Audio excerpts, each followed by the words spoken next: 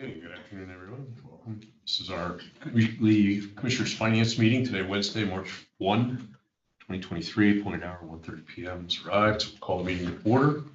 And we always open this with an opportunity for any public comment. Any members of the public want to address anything that's coming from the commissioners today? Do we have anyone? Looks like there's two people.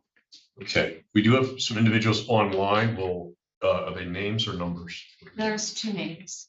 Okay, we'll call out the name. If you're interested in speaking to the board, either raise your hand or just unmute and speak up for us, please. Then, so first one is Brian Emberg.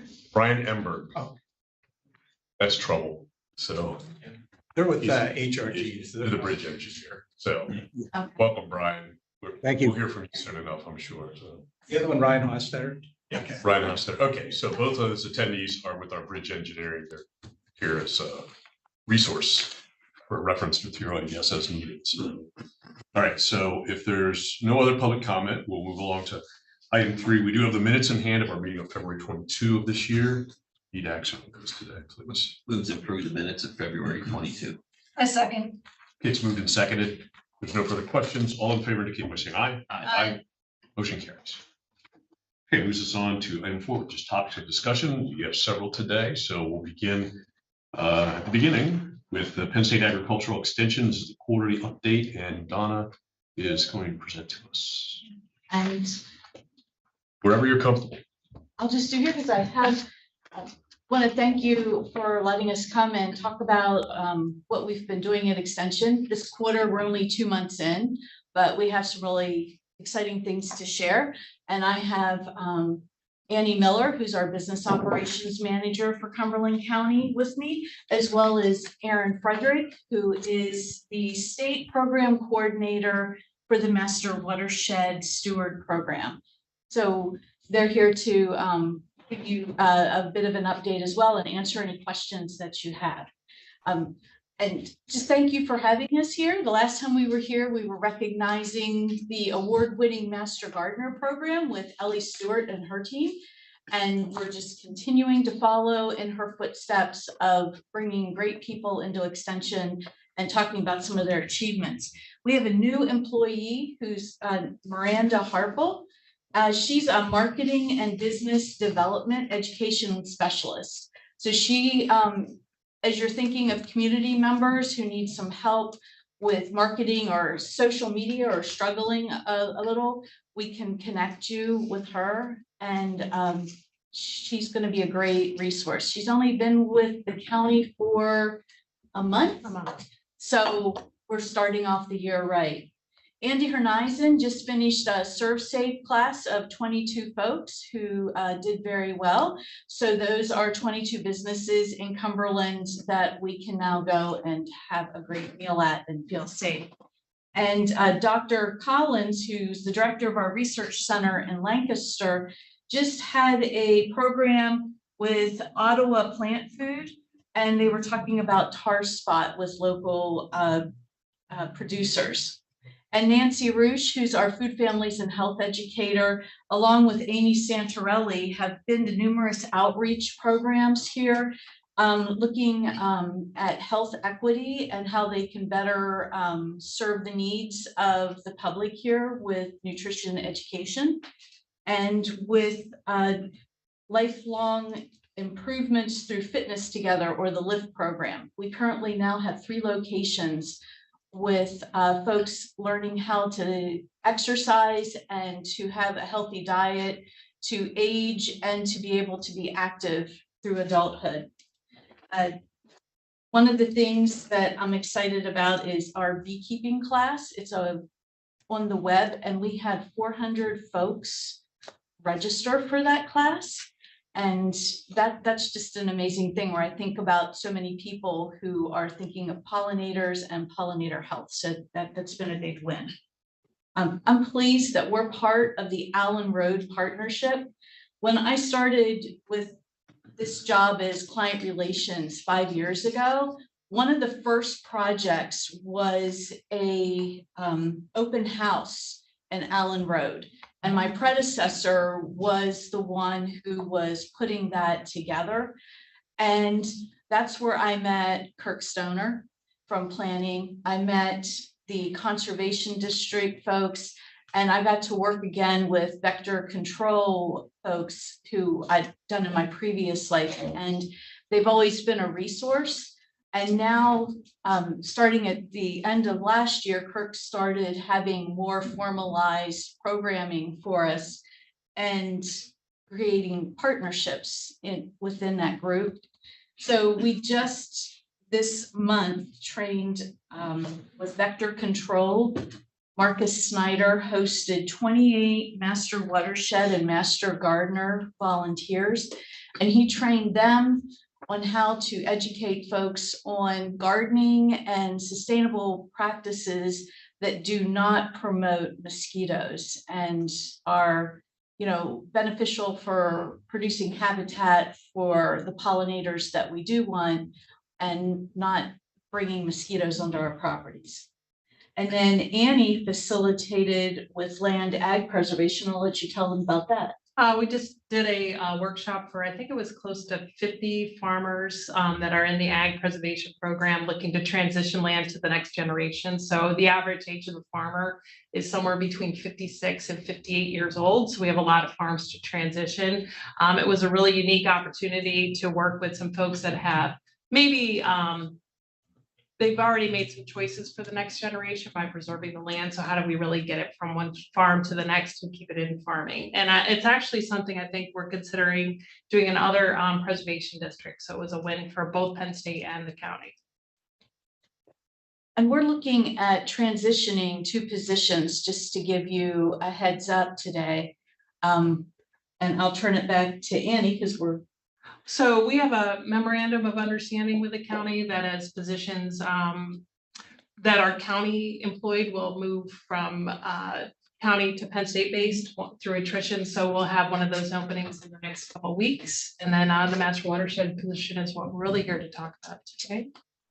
right. And because of the partnership that Kirk has so diligently fostered, we were in a meeting one day and he was talking about what opportunities are there that we could partner more with Extension? And I said, I would really like to see our Master Watershed Steward program go from being just part-time dedicated to Cumberland County, but to be more like a model like the York County program and have that as a full-time position.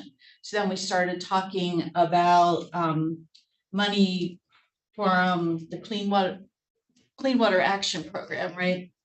And how to build capacity for education for the watershed activities that we need to do. So I've brought Aaron to give you a little overview of the Master Watershed Steward Program and some of the highlights. And Kirk said, I'll be there to answer questions as well. But it's just, we're in process of figuring how this is going to look and what it'll look like. But we wanted you to be aware. I'll give it to you, Aaron. All right, well, thank you all for having me today. Very quickly, our program was ultimately designed to increase capacity for conservation work in counties all across the state. Whether it's in terms of having volunteers assist municipalities with their MS4 requirements, as well as counties in stormwater education and outreach, planting trees for riparian buffers, helping to maintain green infrastructure, water quality sampling. It's really whatever the needs are in that region. At Extension, we are providing the training and the volunteer management to keep those volunteers engaged and active in the community. Specifically in the Cumberland program, we're up to 40 volunteers. And this was as of last year. Just last year alone, it was close to 2,500 volunteer hours, and the value of their time using the independent sector for volunteer hours was almost $75,000. And we are training another class this coming year. We've recruited another 10 stewards, and we are in a bit of a transitional period because our coordinator recently took another job. So I've been trying to fill in and get things ready for this coming training class, which starts in March, and I still keep getting interest. So I'm going to squeeze as many folks as I can into the new training class. But since we started this program in this region, The stewards have educated almost 20,000 people and contributed over 4,000 volunteer hours. So since we began with some grant funding, the program has contributed a value of $121,000 with the volunteer efforts and their impacts. I am just trying to step into the role of the Cumberland coordinator. So I know there's a number of projects and initiatives that the community has reached out to us about. We're looking at doing some rain barrel demonstrations with the new Cumberland Collective. I gather there's going to be a festival this year. We have stewards helping with vernal pool monitoring at Kings Gap State Park. We're going to be planning an event for Pennsylvania Native Species Day with the Governor's Council for Invasive Species. They're participating in Stormfest in Camp Hill. There's a couple Arbor Day events, as well as a live steak nursery that they planted last year. They'll be continuing to maintain. They've also installed some downspout planters at schools. I gather this program works a lot with the local schools here, which is also a great thing. So this is just some updates. Are there any questions about the program? Just very quick. Great. I don't have any questions. And with extension, we always say we have a deep bench, and we're the non-credit arm of the university. So we have 7 teams that we represent. So horticulture, food safety and quality, food, families and health, energy, business and community vitality, animal systems, agronomy and natural resources, and 4-H youth development. So if there's anybody you would like us to bring another time, if you'd like to learn more about any of those programs, you can just feel free to reach out to me and we'll get you to the right people. But thank you, because everything we do is just because of you giving us a place and helping us to fund some of these local positions. And then we can bring in our state people and fill in the gaps. But thank you very much. I can ask you a question about the beekeeping.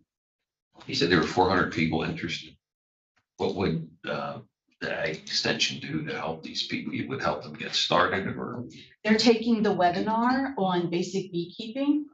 And what they do with that webinar is then they put them with a mentor who is in the area. And they have the Cumberland Valley beekeepers who will be a mentor for one of those students or several and walk them through, here's when to purchase your bees and how to set up hives. And then there's lots of questions as you go through that process. And that's the person there basically on speed dial that you can call and ask, you know, how do I do this?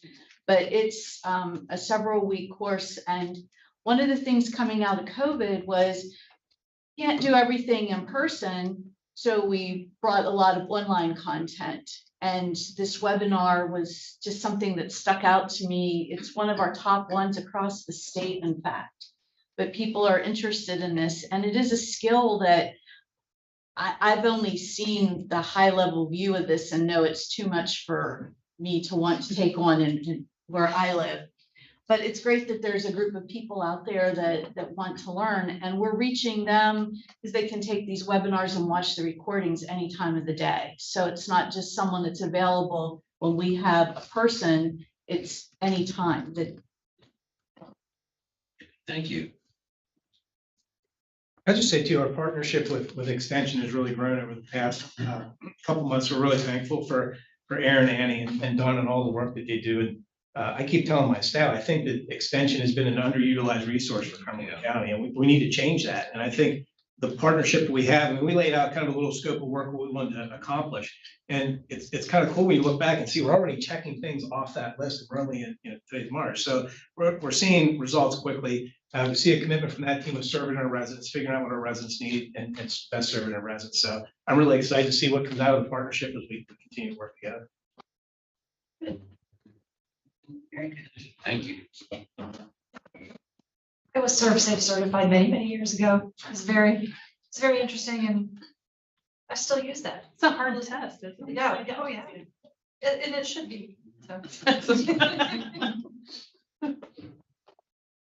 Anything further from extension? Wraps it up. Thank you. Thank you for being here. Okay, we'll move along then to our next agenda item with topic of discussion, and this is Mr. Stoner again to speak to us about the proposed inventory for inspection of local small bridges. Yeah, so there's three items on there. All three of those relate to the $5 local use fee that we have in place. So they're kind of three separate action items for the board to consider at the end of it. It's coming.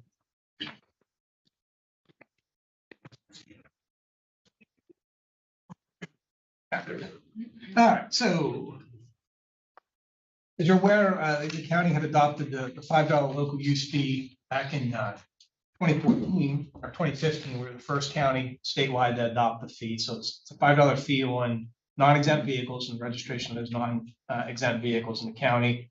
There was an option, a local funding option authorized by Act 89, was our last comprehensive transportation funding package in the state. So it's the fee is collected by PennDOT. It's administered by the county. It's been generating about $1.2 million a year. It fluctuates a little bit with some lower years, some higher years, but on average about $1.2 million. One of the keys with the fee is it is constitutionally restricted to transportation uses only. So this isn't a fee that comes to the county and then we decide here how to spend it, maybe $500,000 on county stuff and $500,000 on transportation. It must be spent on transportation purposes. And the statute outlines what those purposes are. And really those purposes are county and municipal infrastructure. So it's for local infrastructure. So what that means 75 county and municipally owned bridges that are over 20 feet in length. It includes 143 bridges that are under 20 feet in length that are owned by municipalities. It also includes about 1,300 miles of local roads. So as you put that in comparison, in Cumberland County, state and federal roadway mileage accounts for about 600 miles.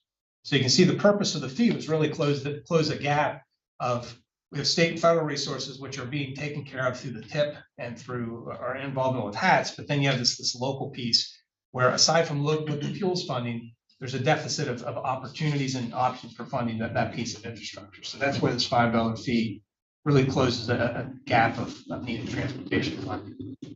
Where's that gap come? You're saying about this deficit funding. Sure. So you have I think, Gary, it gets back to the amount of infrastructure that either the county or municipality has to maintain and then the resources that are coming in for that. So for instance, our county bridge program, before we had the $5 registration fee, our only funding source was liquid fuels, which was generating $350,000 a year. We just completed our $40 million bridge capital improvement plan. Couldn't have done it without the $5 fee. I think municipalities are in a similar situation. I gave you the statistics there of how much roadway miles they own and the number of bridges they own. They're receiving liquid fuels funding as well. But from my interaction with the municipalities and discussing this issue, transportation funding statewide is simply not enough. So the liquid fuels money is no longer keeping up. Correct. With the needs that liquid fuels was intended to fund. Correct. All right. And that's Commonwealth's responsibility.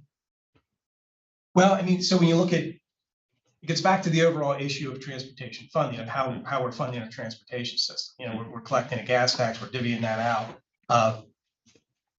Payments are being made to municipalities based upon roadway mileage and population, not so much need and how much it costs to do those projects.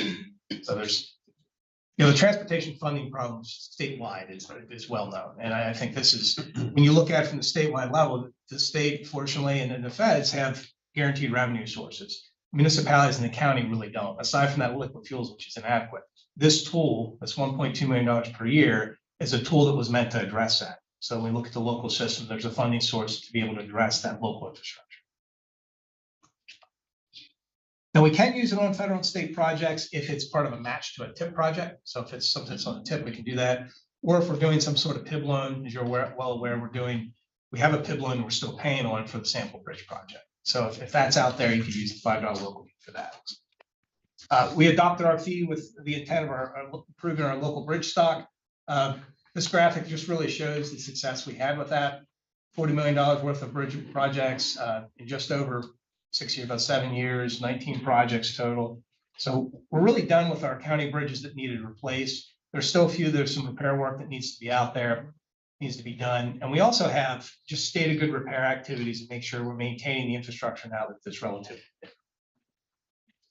So what do we do next, the future use of this? So if you recall, last January 2022, brought the issue to the commissioners. At the time, the board agreed to keep the fee in place with a concentration on poor condition bridges over 20 feet in length, and then a broader category of other transportation projects. So that other transportation projects really gets at those locally owned bridges under 20 feet in length and those almost 1,300 miles of locally owned roadways.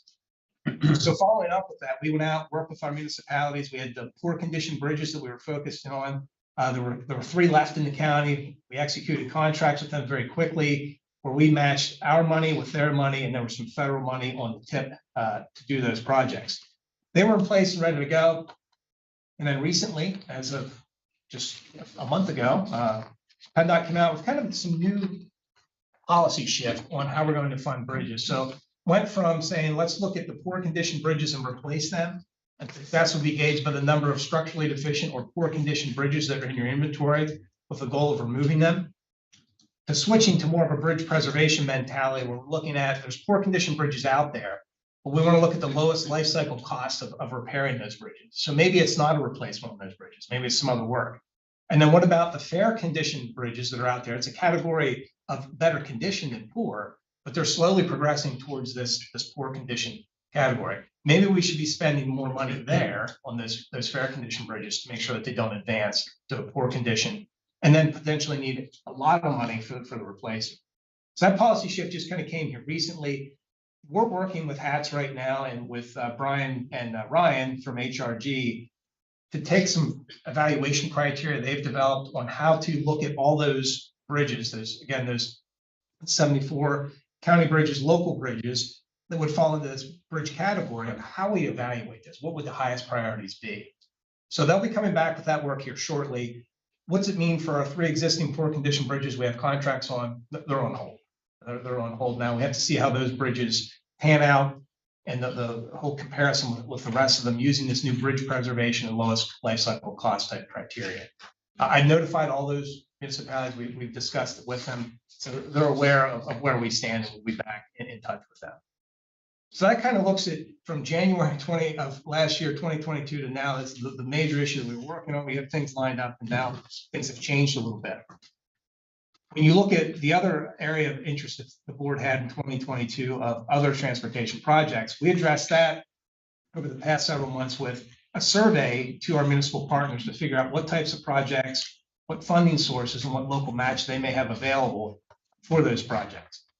So we had sent out to all 33 of our municipalities. We had 29 of the 33 response with pretty good response rate. So what did they tell us? So when we look at the types of projects they're interested in,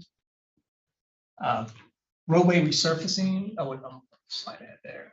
There we go. The types of projects, roadway resurfacing and preservation, bridge replacement, bridge rehabilitation were all priorities, as well as culvert and drainage structures. So when you look at what they're saying is a priority, it links well back to the eligible uses of the $5 registration fee. They also mentioned pedestrian safety, so I kind of put that with a yellow arrow on the diagram. We can do some pedestrian safety work, but it has to be part of a larger project. We can't do that independently on our own. We have to be doing that as part of another project. So that kind of gives us an indication of what they may be interested in. Then we also talked about what types of funding mechanisms that were interested in grants, loans. So municipalities were most interested in grants, which is no surprise. Very low interest in low interest loans where we pay that loan back over 10 years. I mean, we have the PIB program that's out there, the Pennsylvania Infrastructure Bank that's out there. At this point, it's undersubscribed. So we see that if they want that option, they could do that independent of our program. There's also some interest if we would do some sort of loan program where the county would subsidize the loan and potentially offer it at no interest to the municipality. But again, it would be a loan product. We would be paying down that interest rate potentially to offer them at no interest. Those types of low interest loan programs, to me, are funding mechanisms. They're not a program in and of themselves. It's a funding mechanism to get something done. So I think before we make decisions on some of this, we need to look at the projects that are out there and then the municipalities, their ability of interest in paying for some of these things on their own. Final piece then was just looking at local match. So this was actually, I thought, a pretty interesting part of the survey that you know, nearly half of the respondents have allocated some sort of funding for transportation projects. It's good. Other municipalities have said they don't have that funding to set aside now, but they're willing to put it aside and start thinking about it in the future. Only 2 of the respondents said that they're not interested in providing local match. So I think they all realize they need to have skin in the game. And the contracts that we had executed on those 3 projects, those contracts were executed very quickly. And in most cases, that had a 50% federal share, 30% local share, and a 20% county share. Some of those were executed nearly overnight. So it really showed what the municipalities were interested in doing and paying for their fair share of those projects. So what's next? What we're proposing here through our experience here over the last year of finishing our Bridge Capital Improvement Program, what I would call the Cumberland County Connects or 3C Transportation Improvement Program. We'd improve our local infrastructure. When I say our local, it means county and municipal, and getting back to the eligible uses of the fee. We use the $5 fee local funds. We're still looking for federal and state matches where they're available to leverage as much of that money as we can. And we would use the long-term investment strategy that we use with our successful bridge CIP. So there's the model. You know, it's engineering based. We want to make our decisions based upon data. The data points to needs. The needs allow us to identify project priorities, and then ultimately we would deliver the project. So what we'd be looking at is the initial components of the 3C program would be local bridge preservation program. That would be bridges over 20 feet in length. A municipal small bridge program, which would be bridges under 20 feet in length. And then this other category of local transportation improvements. That gets back to that other category of roadway resurfacing, roadway preservation that we had talked about earlier with the survey.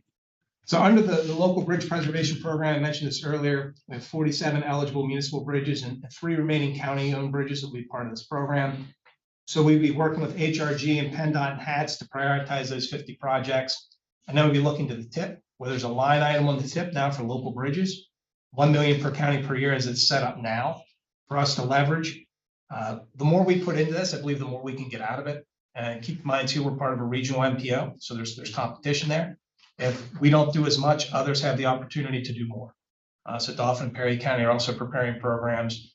We want to make sure that the program we put forward is based upon those engineering detail and has a sound funding plan so that we can make as much of that leverage, that federal dollars as we can, and we don't see it go somewhere else. So those 2 counties have the $5 fee. Dauphin does, Perry does not. Perry doesn't. The second piece of the program then would be the municipal small bridge program, under 20 feet in length bridges. So this is kind of the Wild West in some aspects. There's 143 of these structures out here that we know about. I was invited to sit on a statewide committee that looked at this issue right around the COVID timeframe, that these bridges aren't subject to inspection standards like the bridges that are over 20 feet in length. So in many cases, they've just sat out there. We may not know the condition they're in. It may be good, bad, or different. I think statewide, though, we saw that a lot of these bridges are in bad condition and are going to need some work. Now, it's not multi-million-dollar work like a replacement would be on a larger bridge, but it's still projects that need to happen. So what we're proposing with this is really kind of a systematic process. We go out and do the inventory and inspections of those bridges, bring our findings back, and then again, set up this capital improvement program. What are our priorities? Working with the municipalities to figure out what our costs look like and see if there's opportunities to do some work on these, not so much individually, but are we able to bundle these projects together? So we have to bring 8 or 10 of these together and put them together, bid them at one time, have cost savings and project delivery savings by doing it that way. So those 2 elements, the final piece then is local transportation improvements. It's kind of everything else. And this is a little bit of an unknown at this point.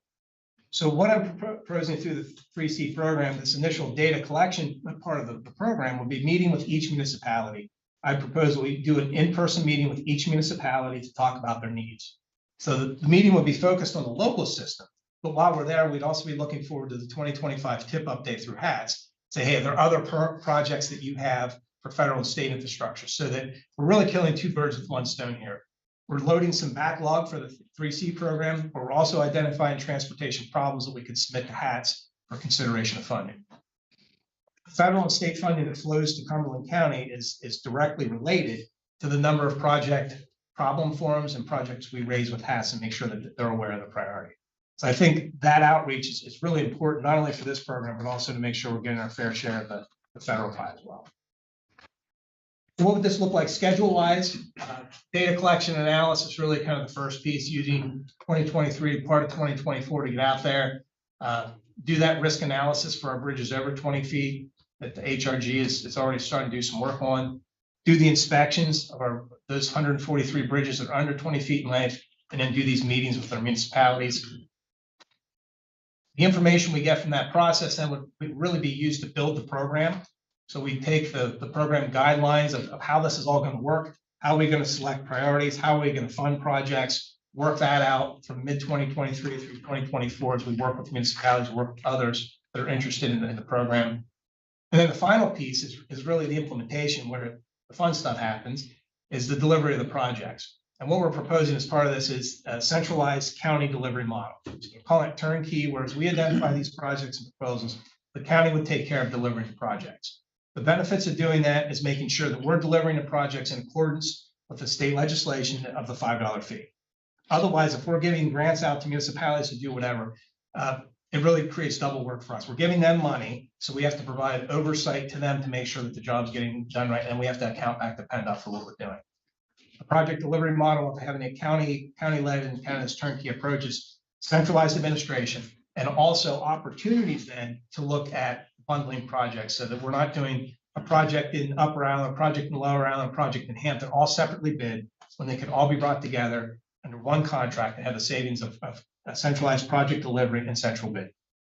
So I think there's a lot of benefits by having us do that. And I believe that in Dauphin County, they've a little bit ahead of us on some of these programs, and we're learning from their example, something that they've done, I think, pretty successfully there. So just to close out then, what's the benefits of the program? I think as we move forward with this, it allows us to invest in a variety of transportation infrastructure. You know, to date, we've looked at bridges. There's still bridge components here, but I think it really allows us to broaden out to see what other transportation investments we can make there. All of the $5 fee is paid by our residents, the residents of the county paying the fee. So our opportunity to then deliver projects back to them to improve their mobility and their safety as they travel throughout the county. The benefits will be countywide, not located just in one or two elements of the county. And set our program guidelines up too to make sure that we're looking not just in urbanized areas, but rural areas as well. Because we have our own funding doesn't mean that then we're not looking at federal and state funding. We have to continue to look at that federal and state funding that's out there. We want to leverage local liquid fuels funding too. So we're looking at how the municipalities can match that and help out with the overall cost. And also opportunities for regional cooperation too. So we look at municipalities, maybe they're doing a project, a roadway resurfacing project. So, you know, South Newton does their part, Penn does their part, Dickinson does their part. There's an opportunity to do one part that connects all of them together and makes everybody think a little bigger than just their own municipality. And, you know, the final piece there on benefits is just the efficiency and cost savings of centralized project delivery. So it's a fee that was voted upon by our board of commissioners. We're responsible for the administration and the spending of that money to make sure that it's done right. Centralized project delivery allows us to make sure we're doing that, as well as enjoying the other benefits that I just mentioned.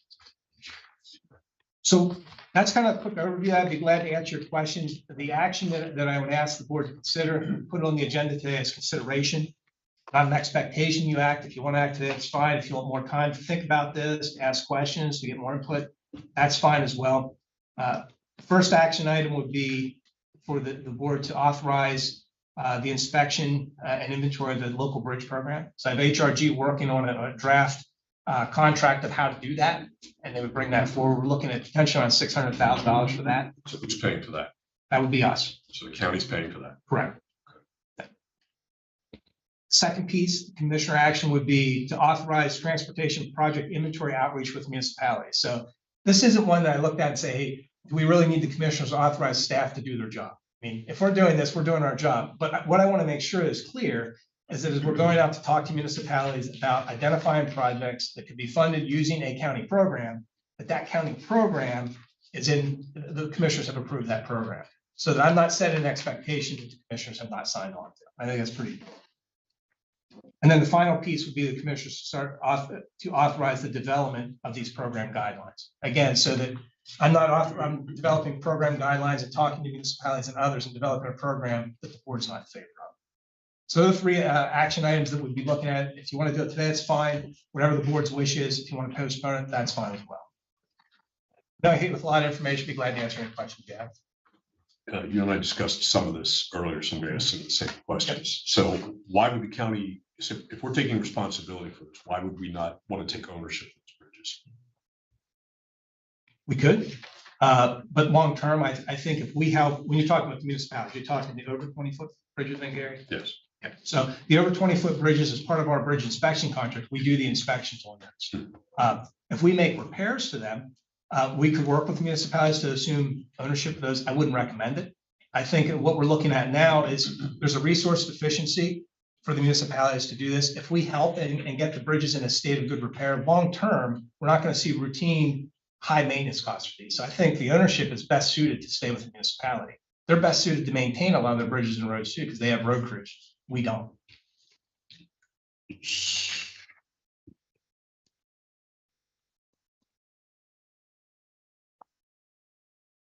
They haven't, but they haven't really done any upkeep on.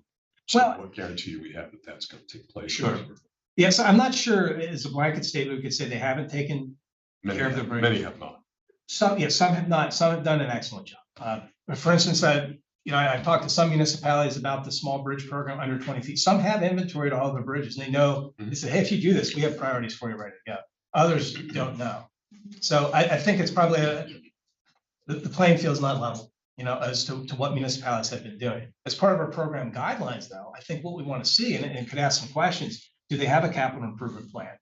Are they planning ahead and setting money aside to maintain their infrastructure? And if they're not, maybe then that's an basic eligibility requirement to get into our program. We don't want to waste our money on improvements that we see then that they're not going to maintain. So I think as part of eligibility, we want some good commitments to municipality. They want to work with us, not only do the project, but they also want to maintain the project for the long term. We can contractually obligate that because, as you know, boards change constantly. So. Sure. It's tough, Gary, to make them do that, but I think the expectation of that you're going to work with us on this, and if we see that the municipalities aren't, then, future participation in the program doesn't happen. This isn't a once and done. You're going to see this over a period of time, so I think it's in their best interest to want to work with us. And I've heard from municipalities that they want to see something like this happen so they can take advantage of the fund.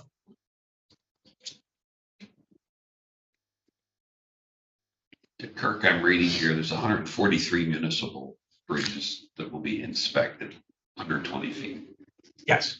All right. There's another 50 over 20 feet that are going to be inspected.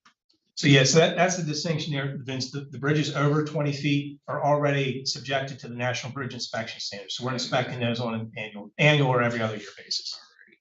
So we know the status of those very well.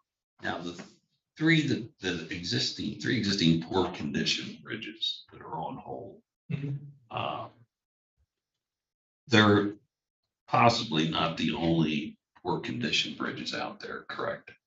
No, they're the only ones right now in Okay, Cumberland County. The municipally owned and county owned. so the other 143 that are going to be inspected that are under 20 feet, you're saying that none of them are in poor condition? We don't know. We don't. Yeah, we haven't inspected it yet. What we would likely do, Vince, is try and apply similar standards from the NBIS standards to those bridges that are under 20 feet. So there's some consistency between how we're looking at the bridges. But some of these smaller bridges are culverts, really, versus like, say, an Oars Bridge. It's kind of a different scale, but still important. If that bridge goes down in some manner, it's still important to our local transportation system. I know one out near me on Beach Cliff Road, I think the bridge is 12 feet long.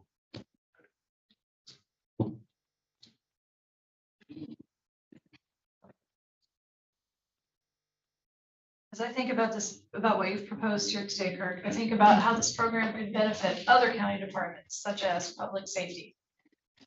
We have to have bridges that public safety can make it over, that vehicles can make it over.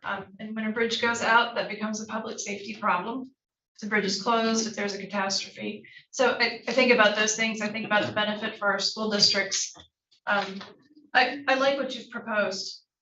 And I think this is very important that this third possible motion is to authorize development of program guidelines. So that part is still not done, and the board needs to be aware of that, that it's an authorization to develop things. So we would have the opportunity to add things to the program that we wanted, like if we wanted to regulate something, if we wanted to demand something, we could do that. It's certainly not written in stone today. Brian had raised his hand. Who did, Brian? Brian. Okay. It's Ryan Husted. Or Was it Brian or? Brian. Brian Ember. Okay, Brian, why don't you go ahead? Yeah, sure. Thank you. A couple of things before we move on. The question about the small bridges, as Kirk mentioned, Dauphin County is a little bit ahead, and we just actually completed a inspection. They had 93 small bridges over there, and I think where Vince, you might have been going is what can we expect in terms of poor condition bridges when we do that? We discovered about 10% of them were in poor condition in Dauphin County. In fact, one of them we closed within 5 minutes of showing up for the inspection. It had already started to fail. It was that bad. So I don't know what we'll find here, but many of these have never been inspected just because there's been no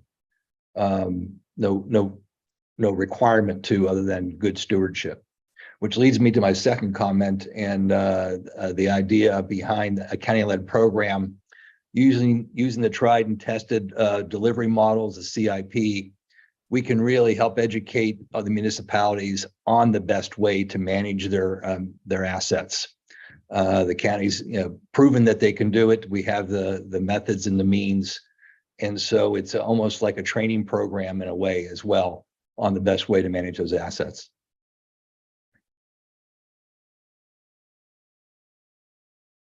So let's say we do one of these local bridges, and just like with the county bridges, there's damage done to the bridge, maybe even shortly after we had that incident. So who's responsible then for determining whether that damage is now gets priority, or if it's something that can go to the end of the line, or how does that work? Yeah, so if it's damaged, it's still the municipal responsibility to fix it. Okay. So it would go back in with our CIP. That's the value of the CIP. So if there's a problem with it, we can put it back into the evaluation criteria we have and see where it ranks out. And so, but that decision then rests with us. Correct. So I think that's an important part of the whole project guidelines and the program guidelines of how we're going to do that. So we can establish whatever the board would like in terms of a decision-making organization. It could be the County Planning Commission. It could be a separate group that we establish. We could resurrect the old Transportation Authority, which has been shelved for a while. We could look at a group that we put some municipal folks on, which I personally think would be a good idea, of looking at our first-class municipalities, or first-class townships, second-class townships, and boroughs, to have them participate in the process so that they're starting to think CIP, they're starting to think longer term and bigger than just a municipality.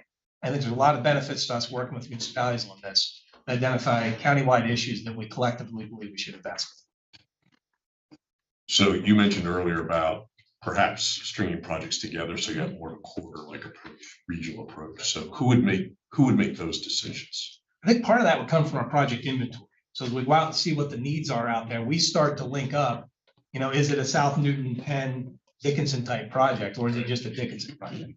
And that's the, we look at the role that the county has. That's the role we have to fill in transportation. And I think we're working with HATS, doing a good job looking at a broad regional approach, but then you have 33 municipalities looking out for their own infrastructure, maybe working with their neighbors.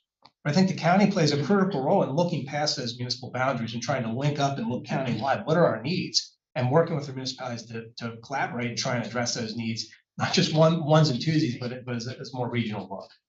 Well, we've encountered that on other projects as well, where you have a Hampton or an East Penn say, we represent 8% of the population, and our people are paying.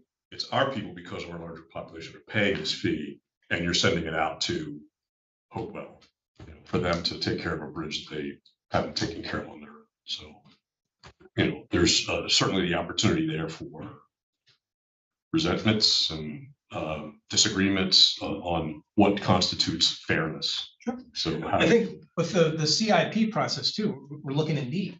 So, Hampton and East Penn, they are some of our largest municipalities, largest traffic volume. They may end up having more than need than other areas.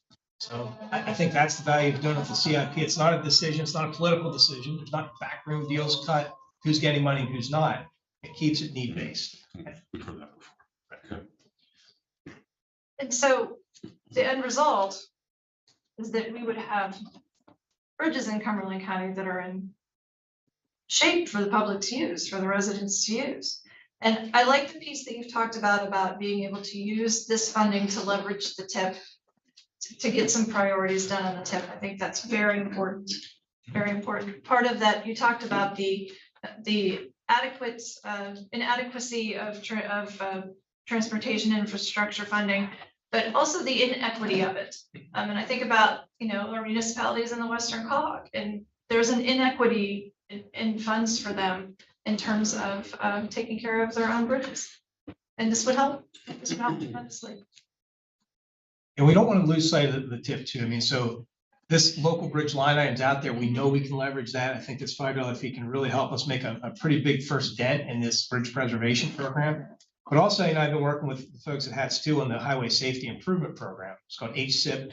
So there's money out there that's been allocated to the TIP for a while. We have to do a cost benefit analysis up front to make sure that your project is eligible, which is really a disincentive for anyone to want to participate in the program. I think there's an opportunity for us to work with HATS to look at some of those upfront studies, or after they're completed, put some money into making them happen. So again, if it's on the TIP, we can use the local fee for that. So I think there's great opportunity there. If with our local fee, we keep our finger on the pulse of what's happening, we can leverage some of those other federal funds just by being engaged and knowing with our local communities what some of the priorities are. So we're in competition with it, in terms of HATS, we're in competition with those other two counties. And yet Perry doesn't have a fee at all. So are we really in competition with them? And why don't they have the fee? If it's such a good idea. I'm not. Okay. Yeah, we haven't heard anything through HATS. We haven't heard anything through HATS that gives us that they have not made. I'm not sure why. Okay. Why they haven't, but It hasn't been discussed in the HATS. But I think the other thing we've seen through HATS too, and even as we're talking with PennDOT, the projects that are coming with larger local matches and a larger commitment, and then there's a history of getting stuff done. Right. Higher priority for those. So I mean, I think that we're setting ourselves up for that. I mean, our bridge program is well known through PennDOT for the success that we had. We made a commitment to it and we got it done. 50% of that $40 million came from state and federal sources. They don't provide money like that to projects that don't have any need or project sponsors that can't deliver a project. So I think we've set a pretty high standard of how we're doing business here. And I think this gives us the opportunity to continue that just on a different scale with local projects. Yeah, I don't think anybody's debating that it does put more resources on the table. So that's one of the reasons some of us went along with the original fee at the point in time. So I guess the only concern I have here is, number one, it just pays to be skeptical going into any program. But what we've seen here, and this is not the first time, is we've seen the Commonwealth essentially abdicating a considerable amount of its responsibility for certain things. And to be absolutely candid, there's been no bigger advocate for municipalities on this board in the last 20 years than me. But municipalities increasingly are abdicating certain responsibilities that are now flowing up. So we've got state responsibilities flowing down to the county, municipal responsibilities flowing up to the county. And I seriously question the sustainability of that if we're going to continue that trend. And I would certainly want to see, we can talk about requiring things to the municipalities, but talking about it and seeing that it actually occurs are two different things. So I'm going to keep a close eye on this. I'm willing to go along with this, but I've been burned before. So I'm okay with it, but I am going to be raising these questions again about how much of municipal responsibility is the county now taking over? And at what point does it become a bad deal for county government and county taxpayers?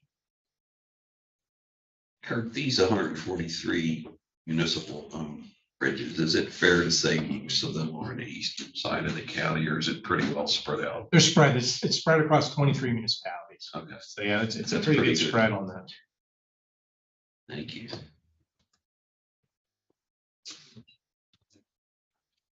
Well, I think that it would be good if there's a commissioner on the board who has questions to be a part of this guideline development and to see them in process so that when you show up, if this is approved, when you show up and you have the guidelines, then there's an honest conversation about what's in those guidelines and how it got there.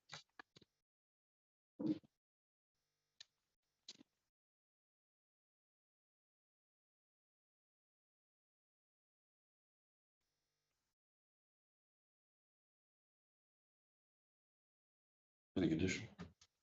I had It's good. PowerPoint's very good. So.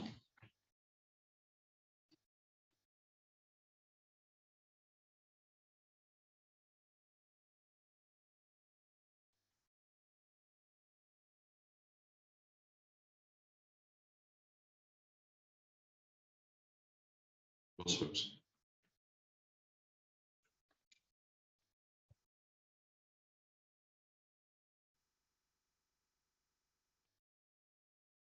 I have no questions.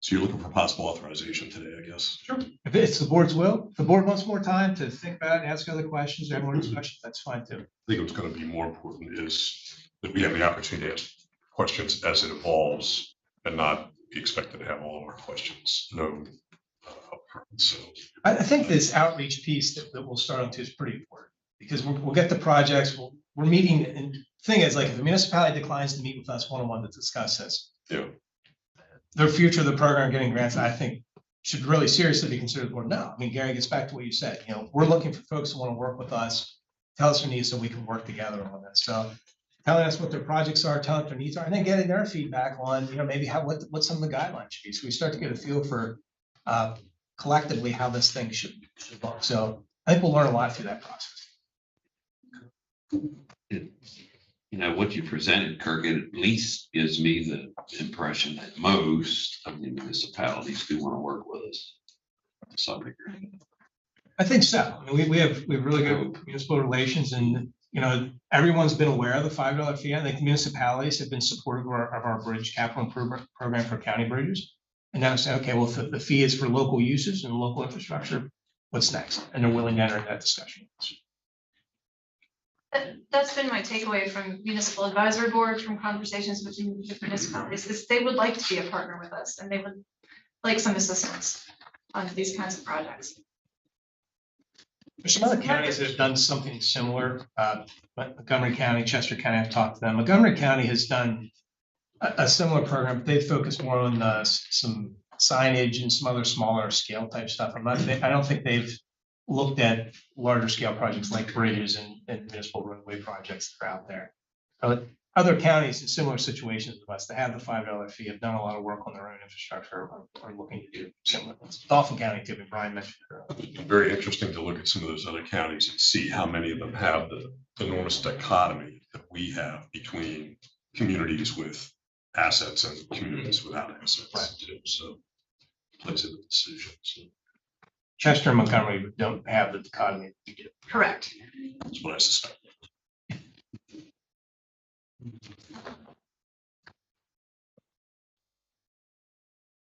Switches of the board. I'll make a motion that we authorize Kirk to work with the county engineer to develop a proposal for inventory and inspection of local small bridges. I second. Okay, it's moved and seconded. Kirk, I have one last question, which is to my first question. So the inspections are our financial responsibility from day one. So where's that money coming from? It's allocated as part of our bridge capital improvement program. It is part of the same, it comes out of the fee. Correct. Okay, all right, that's fine. All right, if there's no further questions, all in favor indicate by saying aye. Aye. Motion carries. Thank you. Good presentation. Do we want to move on these other ones, on the other two here? Will of the board. I will move to authorize discussion and hold on a second. I will move to authorize a transportation project inventory outreach with municipalities. I'll second. Okay, moved and seconded. No further questions, all in favor indicate by saying aye. Aye. Aye. Motion carries.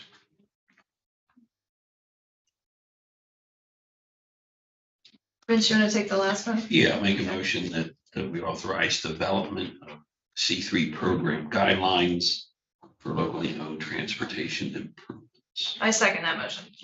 Okay, so we've been seconded. If there's no further questions. All in favor, indicate by saying aye. Aye.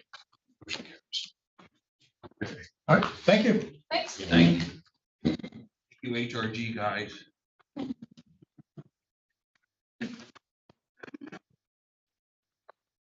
Okay, that's all the items in number 4, topics of discussion. So we have, that moves us along to item 5, which is other business, anything additional. Come with the board. I don't have Staff. anything. Okay. If not, entertain a motion for adjournment. Adjourned. Stand adjourned. Thank you.